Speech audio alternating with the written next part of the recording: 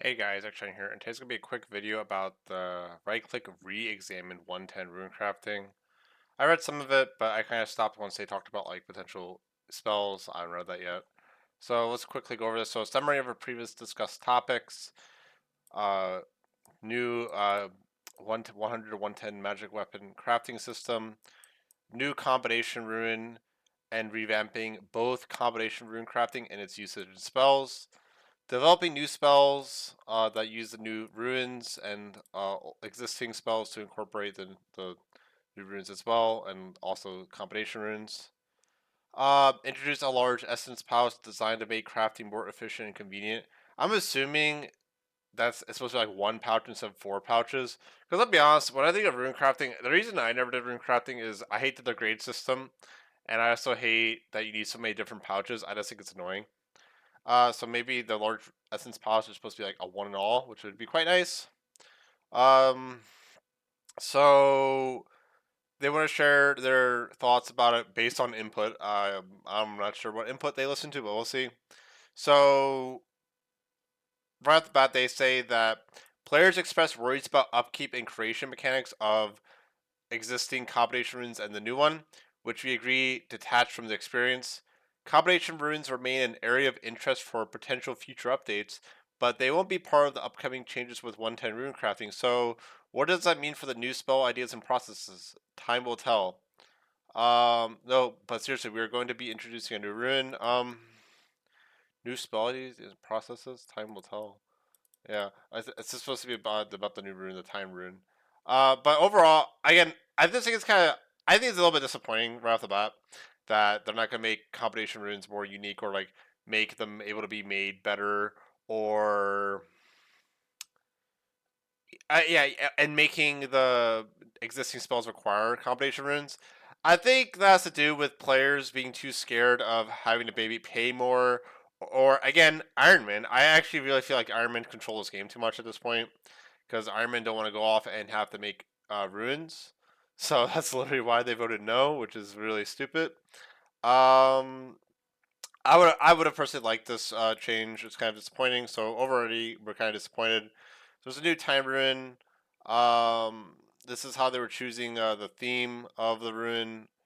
Uh, so they just chose for the hourglass, which is just B1. Or any other one's good. I kind of like the divination one. I mean, it looks like divination. Maybe the space one. I kind of like these two. A2 and 3 look really good. Jazz. Why would we do jazz? Well, jazz is time. It'd be called a jazz rune then. That was pretty good too. I kind of like these. I kind of like that one a lot. But yeah, I guess they stuck with an hourglass, guys. Which is whatever. So here's where I stopped reading.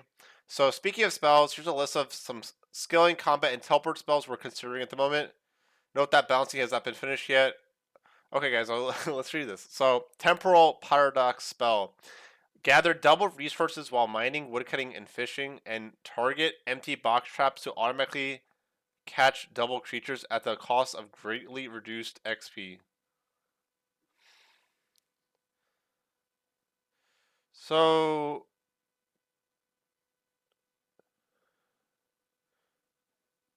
I wonder how this would work. Like, is it a self buff? Because then it says, and target empty box traps to automatically catch double creatures. I guess it does it around you. Does it only work for one swing, or is it a buff? This one could be useful for, uh, say they do 110 fishing, right? And you need a fish for the, I don't know, rod of death or whatever, right? Life and death.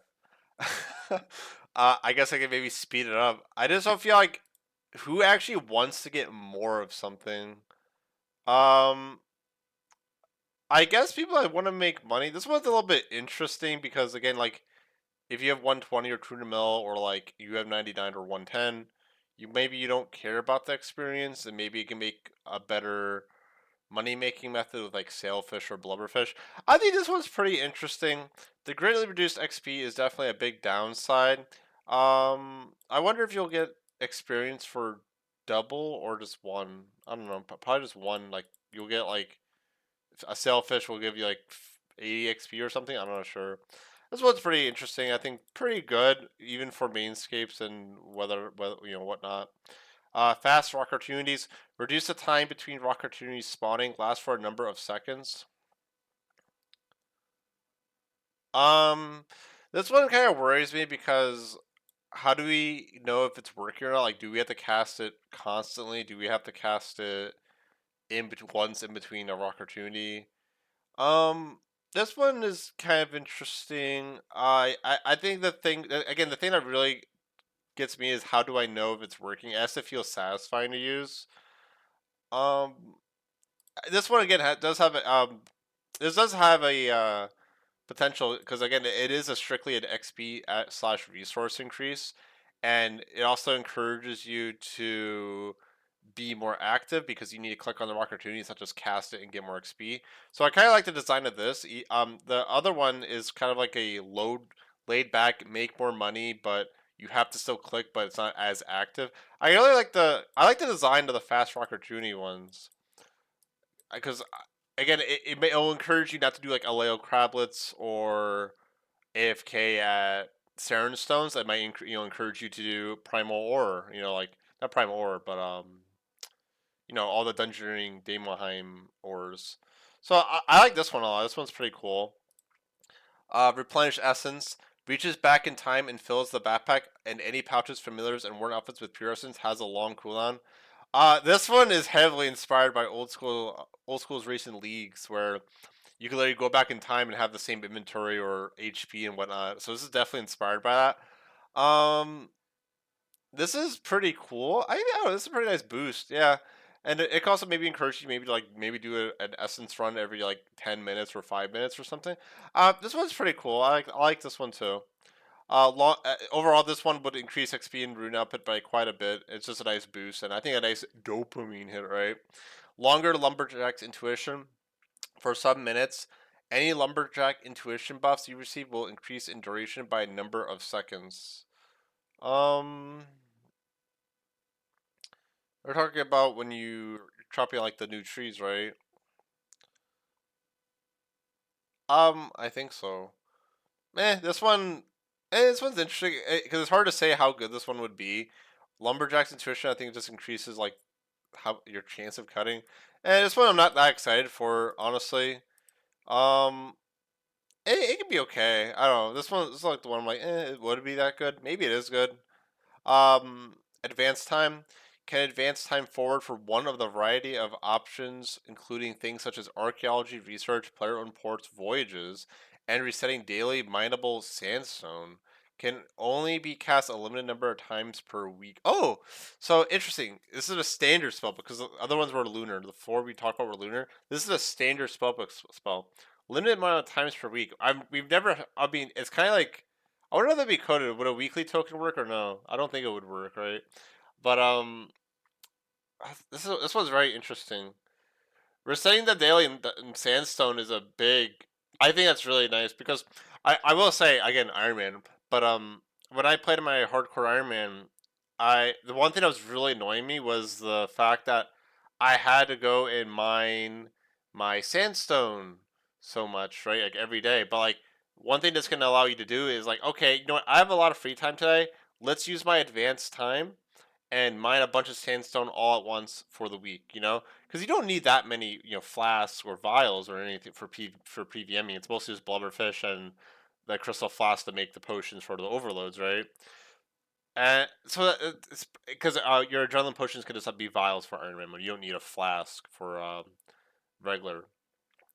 But yeah, increasing permanent ports voyages as well is pretty interesting too. We don't know how much time it would increase. So it resets daily milestone. It doesn't say how much it would increase the time of archaeology research or player report voyages. It might even be you finish them, which would be kind of interesting. It would definitely help making ports less of a hassle to do as well. For whether I mean at this point, ports is so niche now. Like it's literally only for obviously comp and trim, but it's also for your offhand ranged weapons, the throwing daggers, the Death Lotus darts, for silent components, I believe they're called, and It's really just for components, and I think some Sea Singer equipment to get undead. Like, it's some kind of a component. I forget what component, but it's to make the undead Slayer sigil.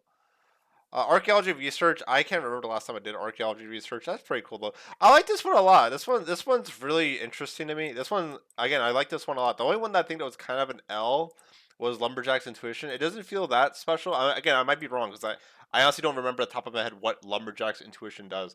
Right now, I actually really like these. These are really nice for a variety of reasons. I like that it's not like a daily thing. It's a week thing, so you can do it at like the end of the week or something. So it's gone. Temporal anomaly. For 12 minutes, give a chance to reset the cooldown. Yeah, when I saw 12 minutes, I'm like, this is PVMing. Because Darkness and Enemy Dead are all 12 minutes. Here we go. For 12 minutes, give a chance to reset the cooldown of a magic ability when cast. Scales according to magic power, armor, damage bonus. To magic power, armor, damage bonus. Okay. So magic power is like the damage of your weapon, and it just means your total damage. Like you're wearing full DPS gear, it'll give you a damage bonus. As this is an aspect, only one can be active at a time. Therefore, a choice may be between the spells and incantations such as Animate Dead and Darkness. So, oh, you cannot use. So, this is very. See, this is the stuff that I've been expecting since Necromancer release. Ever since they made Darkness, I thought it was so interesting how you had to choose between Animate Dead and Darkness. I thought that I don't know. Darkness, I don't know. I almost feel like it should only be Necromancy only, but it depends. Like it would depend how they do it. But like right away, like this is interesting. So you're heavily encouraged to wear damage. It scales off damage bonus. We also don't know how if it's heavily weighed more towards damage bonus. So for instance, here's your weapon in offhand, right? Your tier 100 wand in offhand from the Chaos Roar and the Ode of Deceit. We don't know on how this will scale. So what if a full set of elite tectonic armor is like 30 or 50%, like another half of the bonus? So it's like it might go off. Okay, your armor bonus, but then the other half is going to be new weapons. So we don't know these things. I kind of hope that it isn't something where like all that really matters is the magic main hand and offhand. So you could wear like the Sliske armor, or you could wear full Crypt Bloom and not even use Animate Dead to benefit from the tankiness. I hope it's more. This is more of an offensive type of uh, what you call an offensive type of incantation where you have to wear DPS armor. You can't. It heavily encourages you to wear DPS armor. It doesn't want. It's not just I cast darkness and I automatically have what you call it 20% dodge chance just for free, right? Because if you're not using Animate Dead, you're using Darkness no matter what. And that's some kind of the thing with Darkness. I feel like Darkness should have had some kind of restriction where like it should have scaled off something, like maybe other combat styles only benefit from 10%, but Necromancy benefits from 20%. Maybe something like that. Something like that. I like that. Again, they said that a choice must be made between spells and incantations. I again, I've been wanting diversity forever. A chance to reset the cooldown of a magic ability when cast. Um, that's so interesting. I wonder what that chance would be and how it would scale. Like like it won't work with specials, so it won't like reset specials. I don't think. So like, what are like some highly beneficial things like if tendrils maybe omni power can be interesting. Hmm. This is very cool. This is a ginormous magic buff, especially if they ever buffed Elite Tectonic Armor. This is such a big magic buff. It's so interesting. But again, like you can pretend this doesn't exist and still, but magic's. No one, Allie. Sorry, I'm saying Allie. 'Cause I'm so used to. I complain to Allie all the time about this stuff. Shit. I'm like, Allie, this balance is so bad. But I don't know. A big problem is Dracolich is broken, and um, we call it necromancy is just broken. No one really mages in this game, but maybe people would mage with this. But even then, it would have to be quite strong. It's just a reset. It doesn't actually increase damage. Like, what would resetting actually help?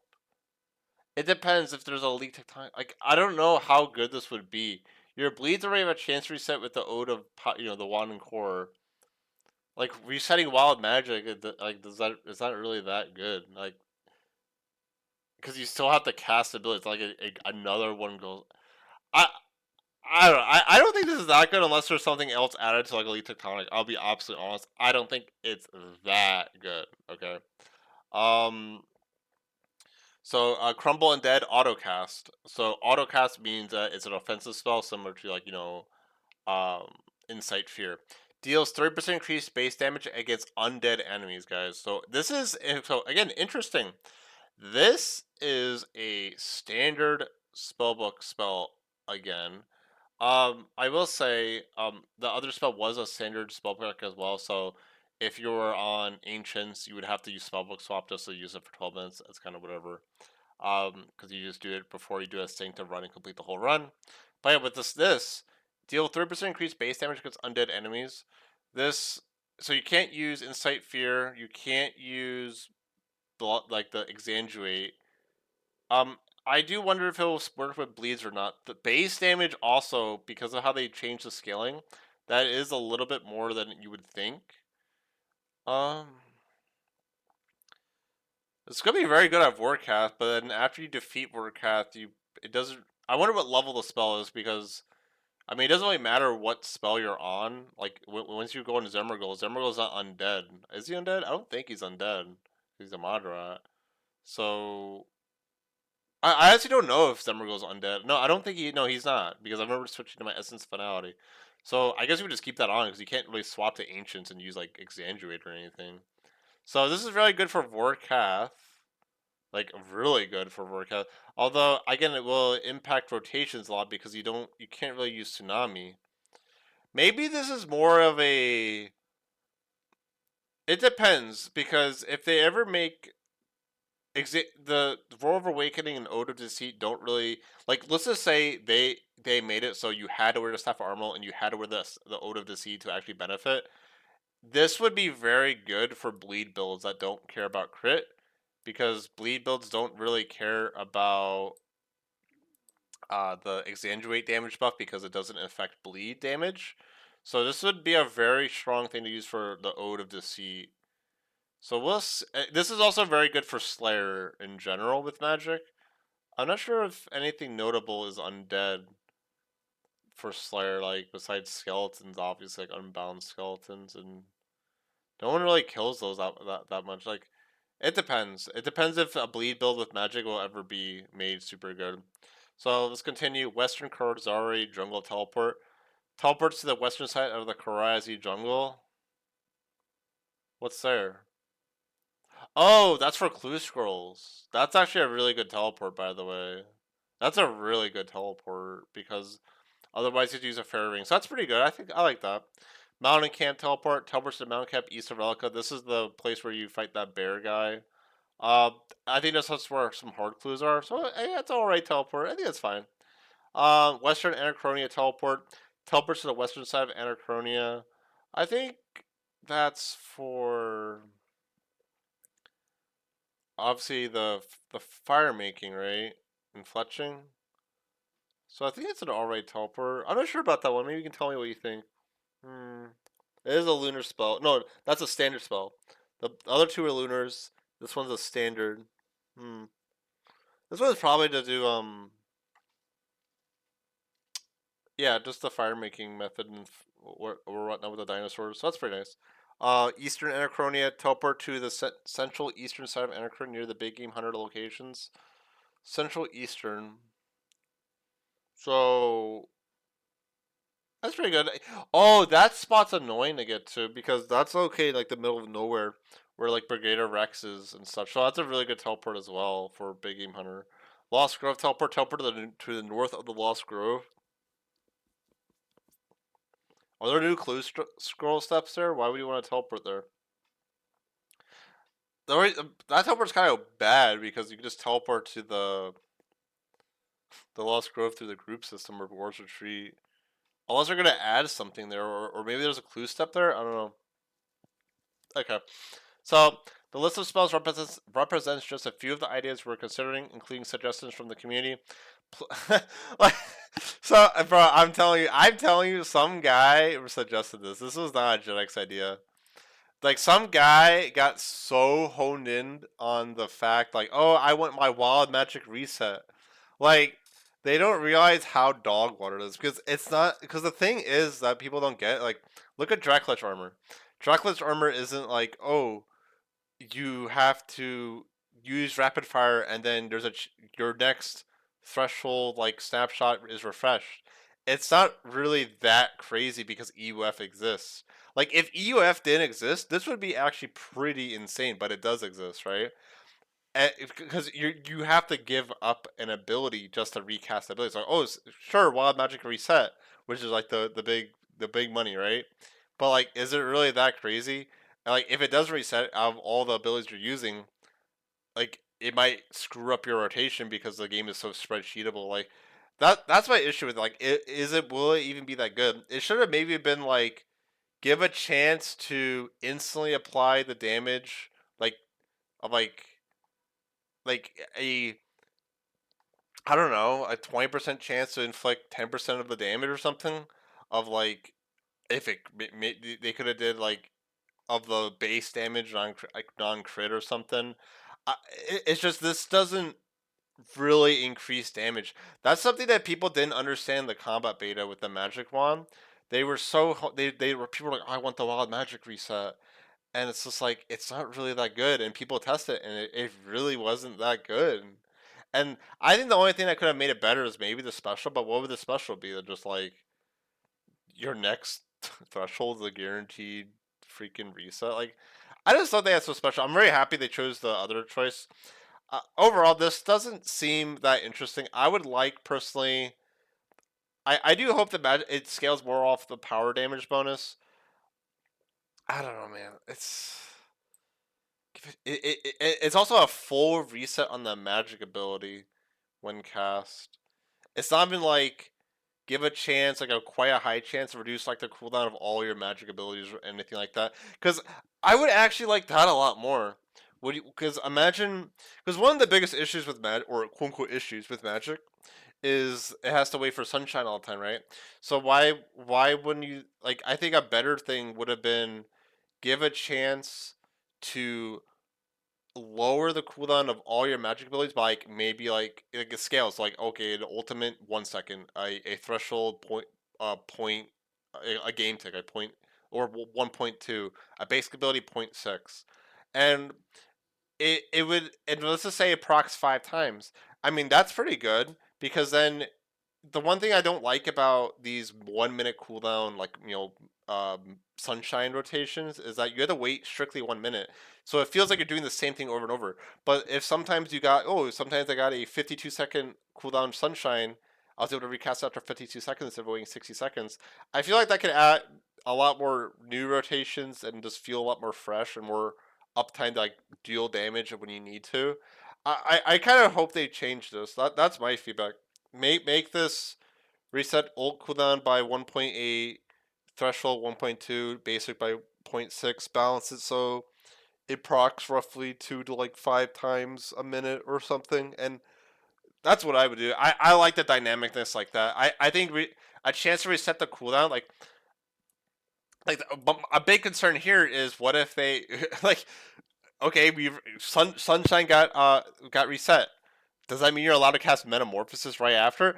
And what that might lead to is some giant variations where like, oh, I got super lucky for this record kill, and now I'm stacking Sunshine and Metamorphosis, and I just instantly delete the boss. And it's just like, I kind of don't want that. It gives me Fracture Staff of Armor PTSD. So, yeah, I kind of hope they don't do this. I don't like the whole. Ever since Fracture Staff of Armor, it was always oh, get lucky and you instantly kill the boss. I don't like things like that. I'd rather things be more consistent and dynamic at the same time. So yeah, let's end with that. So please note that none of these are guaranteed to make it into the game or even the launch of 110 runecrafting at this moment. However, new spells offer exciting opportunities for future updates, and some of the most impactful spells in the game often originate from quests and adventures. Yeah, so this spell might be from like the temporal anomaly might be from a quest. Now, of course, you might be wondering where these runes are made. For what?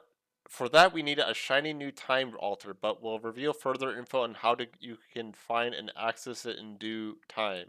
Sorry, we'll stop now. As a heads up, you will need the enchanted key from either the Making History or Meeting History quests. Interesting. Oh wow, I wonder if he'll go and talk to that family again. That'd be cute. Weapon creation. One of our I didn't read this.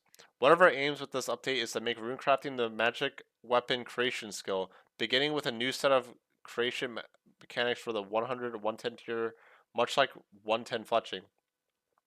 Initially designed had you bring an inert weapon with you while runecrafting. Some of the runes you would have created would be siphoned by the weapon in order to imbue and upgrade it. This process would repeat as you upgrade the weapon through tiers of similar systems of smithing and fletching. While simple and effective during playtesting, the weapons ended up feeling more like a byproduct than the main goal. Yeah, I can see that honestly. After reviewing player feedback, discussing the concept and experimenting internally, like it might feel like, oh, I might as well bring this in my inventory just to make extra money. Uh, we decided to redesign the system.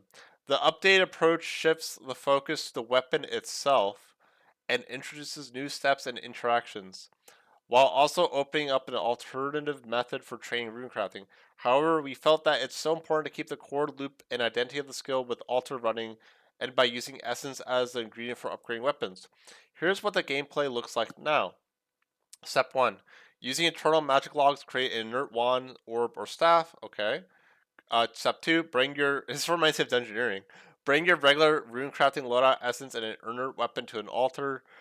Step 3. Start imbuing the weapon using pre-essence, eventually upgrading it from an inert version to a wieldable level 85 weapon.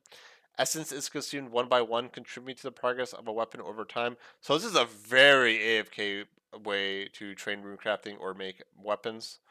Repeat this process until it becomes a +5 MK5 equivalent, where it can be used as a level 90 weapon or sacrificed like burial or martial weaponry for a large chunk of XP. Wow, this is very AFK runecrafting. That's pretty interesting, and it's a good sync for like essence and also I don't know much sure also, but this provides a rough outline for the gameplay flow. Our goal was to create an alternative way to gain experience in runecrafting, making this method less click intensive than current rune running. Players won't need to navigate to altars as frequently, reducing the overall input required. Expect things like leveling benefits to also feature other bonuses for weapon creation. This update will come with a craftable Eternal Magic Wand, Orb, and Staff. Similar to Eternal Magic range weaponry, they will be set at level 85 and can be imbued up to level 90 and are unaugmentable. So, you can't augment these? That's pretty cool. You get a seismic wand as a new player. That's pretty cool. I like that. Um, I thought the MK5 was augmentable. Or was it only tradable? I guess it was only tradable. Um, I mean, I will say this guy is one thing people use a lot of is the wicked hood tokens. If you ever get those in Treasure Hunter, yeah, you just claim that shit because yeah, I think I have a lot, but yeah, you can just use that if you want to train rune crafting. If you're not doing necromancy training, you would just use wicked hood tokens. But necromancy it makes it so much easier. And no one, I wonder how this would interact with the skull. I don't. I mean, that's another reason I don't like rune crafting. I don't like your forced to PvP. Like, how come I have all the skills you're forced to honestly to interact with PKers that don't even exist in this game because it's a non-existent side of the game. That's why people just do the City of Rune crafting. They look like third age, honestly. So this is the wand, 2H, and orb. They look really good. They literally look like third age items, guys. The wand and core look really good. Wow, what the hell? While inert, these weapons don't contain any power, so they aren't usable. But once imbued, each of these weapons power up with the pure runic energy. Oh, they get ruined. See, they look beautiful. They actually look beautiful, but then they get a green thing in the middle and then it ruins it. What a bummer. Darn. Damn, man. Oh well. Masterwork staff. The Masterwork staff is still planned for this update, but feedback on the original design indicated it was lacking a bit in the wow factor. Big wow moment. In response, we've refined its structure and enhanced its visual effects. Since the staff is already in the modeling phase, we couldn't deviate too much from the overall theme and design. However, we hope these adjustments bring it closer to the community's version of a true Masterwork staff. What was the old one? What was the old one? Was this the old one?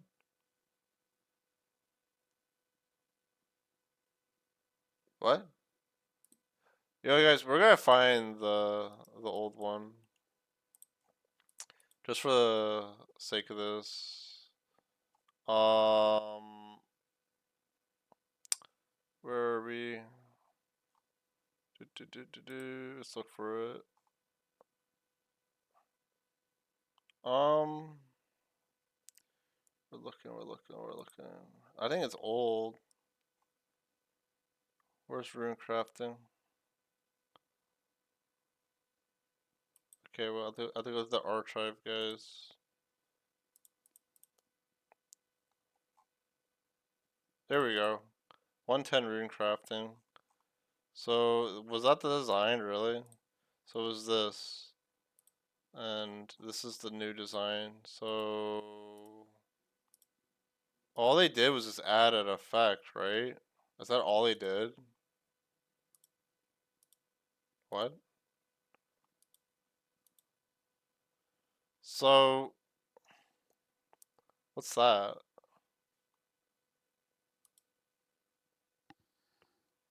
The heck is this?